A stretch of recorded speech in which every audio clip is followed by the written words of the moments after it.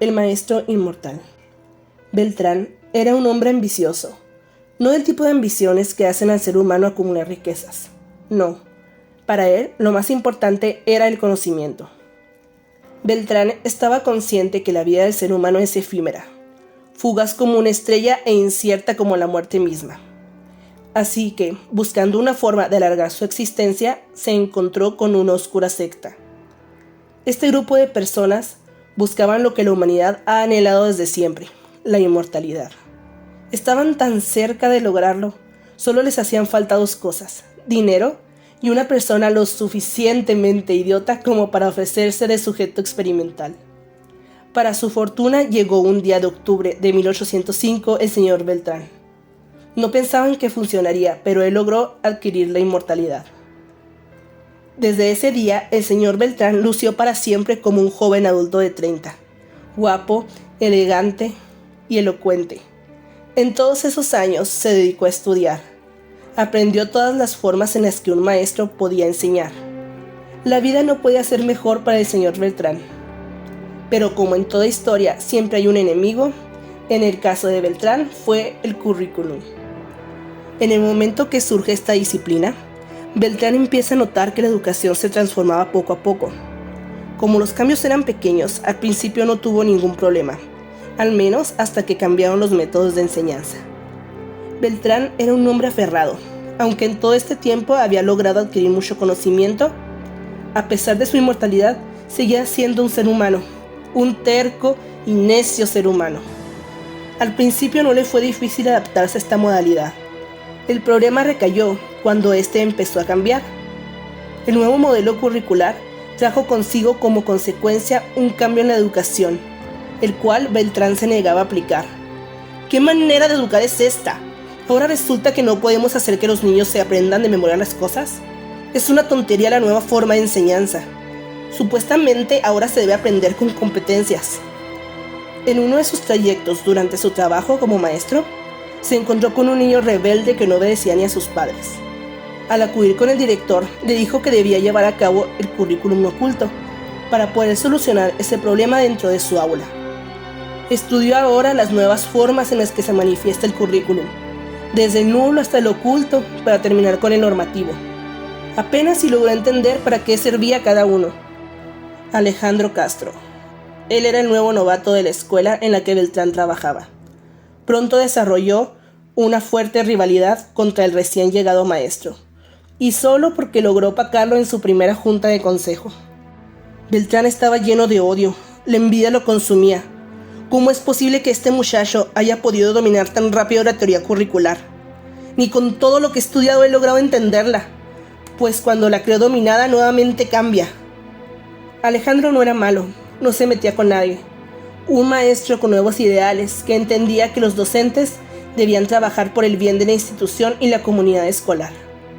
Lo que pasa es que sabe mucho, señor Beltrán, Alejandro le decía, pero se ha negado a renovar sus conocimientos. Sabe todos los contenidos, pero ahora son diferentes, y lamento decirle que sus conocimientos están obsoletos. Beltrán no aceptaba recibir consejos de un novato, un chico que según su criterio era inferior a él. Necio como era, renunció a la escuela para ir a probar suerte a otro país, a donde el currículum no pudiera alcanzarlo. El gran error de Beltrán fue no darse cuenta de que su ego lo estaba superando. Si lo hubiera hecho, se habría fijado que la disciplina curricular ya se había extendido a casi todo el mundo. Para su mala suerte, primero llegó a Estados Unidos, un país próspero donde la modalidad educativa era muy distinta a la que ella conocía.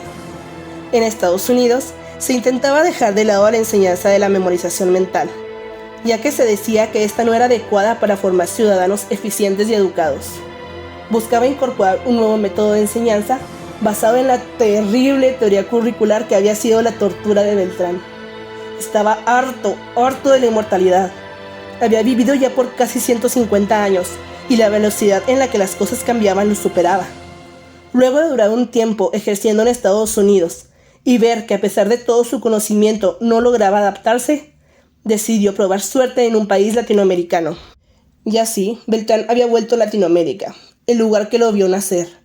Pasó primero por Ecuador, donde otra vez se topó con la nueva realidad educativa. ¿Cómo era posible que la educación fuera tan complicada? No entendía cómo era posible que ésta hiciera que la población participara dentro de la comunidad escolar, supuestamente porque se tenía que tomar en cuenta todo el contexto social del niño. Su estadía en Ecuador fue pasajera, pero más tolerable que en Estados Unidos. Cuando realmente Beltrán se rindió, fue cuando pisó territorio mexicano. Lo que aquí vivió Beltrán lo llevó a replantearse su inmortalidad, pues el constante cambio en la educación finalmente lo enloqueció.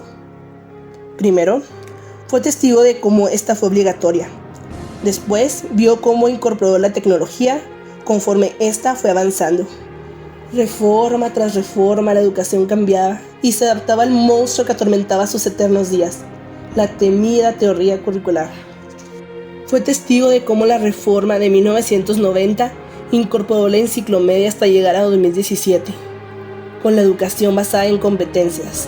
Había avanzado mucho la tecnología y esta trajo innovaciones que él jamás se hubiera imaginado antes. La escuela básica ahora era obligatoria. Hasta el nivel secundaria no se salvó de ser tocado por el currículum. Así que finalmente la escuela se terminó adaptando a las necesidades sociales de los estudiantes. Beltrán se sentía frustrado.